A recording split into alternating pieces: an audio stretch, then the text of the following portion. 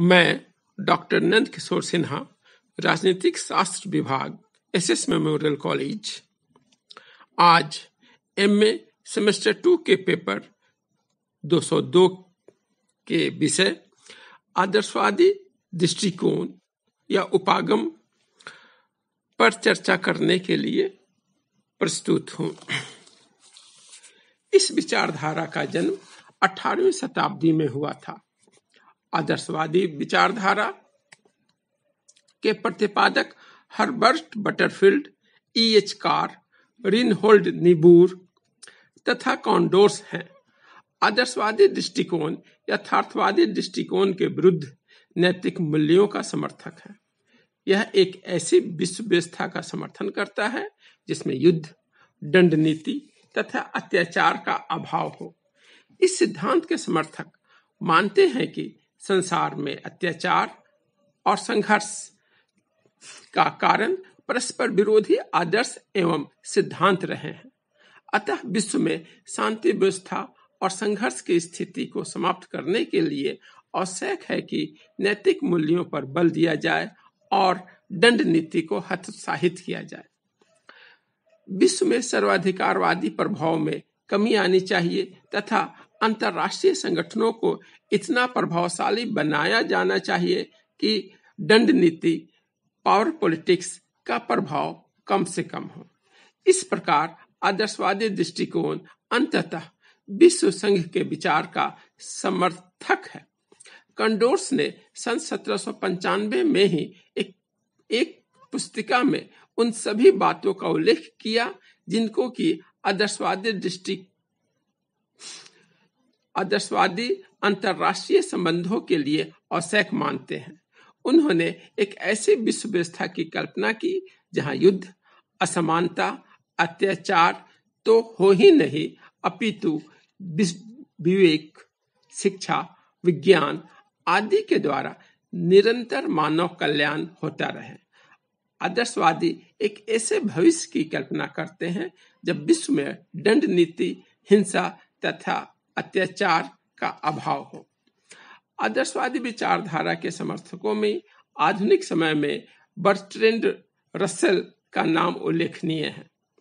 Bertrand Russell ने विश्व में अशांति और युद्ध के कारणों में मानव के संग्रहात्मक मनोवेगों को उत्तरदायी माना है। शक्ति और सहयोग की भावना को विकसित करने के लिए रसेल ने मानव के संरचनात्मक मनोवेगों को विकसित करने पर बल दिया है। रसेल के शब्दों में वर्तमान अशांतिमयी और असंतोषजनक राजनीतिक स्थिति को सुधारने के लिए हमें अपने राजनीतिक आदर्श में परिवर्तन करना होगा।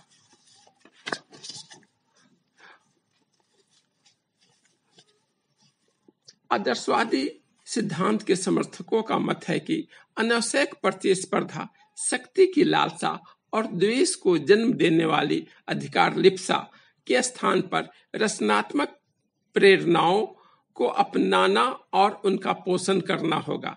तभी विश्व के राष्ट्रों के मध्य प्रेम और सहयोग का वातावरण पनपेगा। उनका विश्वास है कि अंतर्राष्ट्रीय शांति के लिए निशस्त्रीकरण आवश्यक है।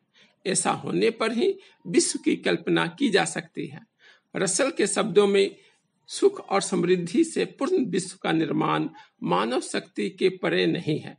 अचेतन प्रकृति द्वारा थोपी गई बाधाएं मानव मन में है और इनका विचारों से युक्त दृढ़ आशा में है। 1909 से 1919 तक संयुक्त राज्य अमेरिका के राष्ट्रपति वुडरो विल्सन आदर्शवाद के सबसे बड़े प्रवक्ता रहे। उन्होंने विश्व शांति के लिए 14 सूत्रों की स्थापना की, जो विल्सन के 14 सूत्र 14 पॉइंट के नाम से जाने जाते हैं। उनकी कल्पना के आधार पर ही राष्ट्र संघ की स्थापना हुई। आदर्शवादी विचारधारा का वर्णन करते हुए कोलंबस तथा उल्फ ने लिखा है कि आदर्शवादियों के लिए राजनीति एक अच्छी सरकार की कला है, न कि संभावित सरकार की कला। एक अच्छा राजनीतिक शक्ति वह नहीं करता है जो संभव होता है, बल्कि वह करता है जो अच्छा है। वह अपने सह मानवों को आंतरिक तथा अंतर्राष्ट्रीय दोनों स्तरों पर अच्छा जीवन तथा सम्मान प्रदान करवाता है। आदर्शवादी दृष्टिकोण संस्थावादी तथा विधिवादी अध्ययन पर बल देता है। इसमें अंतर्राष्ट्रीय राजनीति की समस्याओं के समाधान के लिए 3 तत्वों पर बल दिया गया है। पहला, राष्ट्रों को अंतर्राष्ट्रीय व्यवहार में नैतिक सिद्धांतों पर चलना चाहिए और परंपरागत शक्ति राजनीति से दूर रहना चाहिए। दूसरा, विश्व सरकार का निर्माण किया जाए। तीसरा, सर्वसत्तावादी दलों के अस्तित्व को समाप्त किया जाए। आलोचना। आदर्शवादी सिद्धांत की आलोचना कई आधारों पर की जाती है।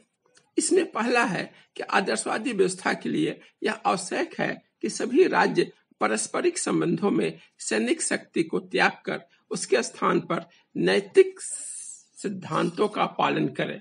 यह निकट भविष्य में संभव नहीं लगता।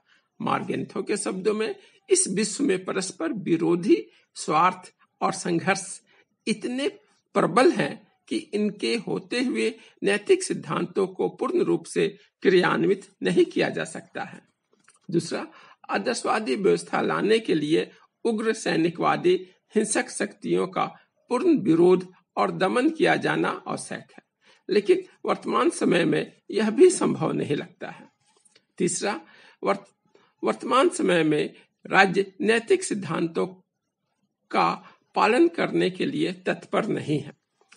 इन्हीं कारणों से वर्तमान समय में आदर्शवाद का सिद्धांत शीघ्रता के साथ अपनी उपयोगिता खोता चला जा रहा है। यद्यपि आज के समय की सबसे बड़ी आवश्यकता शांति और नैतिकता का मार्ग ही है।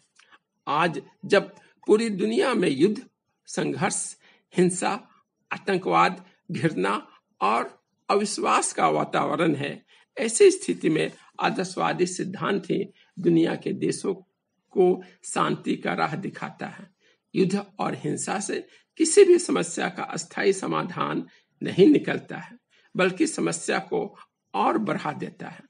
ऐसी स्थिति में आदर्शवादी सिद्धांत अपनाकर ही देश विश्व में अस्थायी शांति और सुरक्षा की स्थापना कर सकते हैं। अब हम यथार्थवाद और आदर्शवाद के बीच के संबंध को समझने की कोशिश करेंगे। इनके बीच क्या हम लोग देखेंगे, क्या एक दूसरे के विरोधी हैं या एक दूसरे के पूरक हैं। राजनीतिक यथार्थवाद और राजनीतिक आदर्शवाद में परस्पर विरोध का सबसे बड़ा केंद्र बिंदु शक्ति की समस्या है। अंतर्राष्ट्रीय राजनीति के वर्तमान युग में प्रथम विश्व युद्ध के बाद संयुक्त राज्य अमेरिका के तत्कालीन राष्ट्रपति वुडरो विल्सन के नेतृत्व में आदर्शवाद पर जोर दिया गया था। द्वितीय विश्व युद्धोत्तर अवधि में बर्ट्रैंड रसल इसके सबसे बड़े समर्थक थे। 2 विश्व युद्धों के बीच के युग में आदर्शवाद को अंतर्राष्ट्रीयता से संबद्ध समझा गया और इस धारणा को बल मिला कि जहां यथार्थवादी नीतियां शांति विरोधी हैं तथा राष्ट्रीय शक्ति के प्रसार को अपना लक्ष्य मानती हैं, वहां आदर्शवादी नीतियां शांति को प्रोत्साहन करने वाली हैं। यद्यपि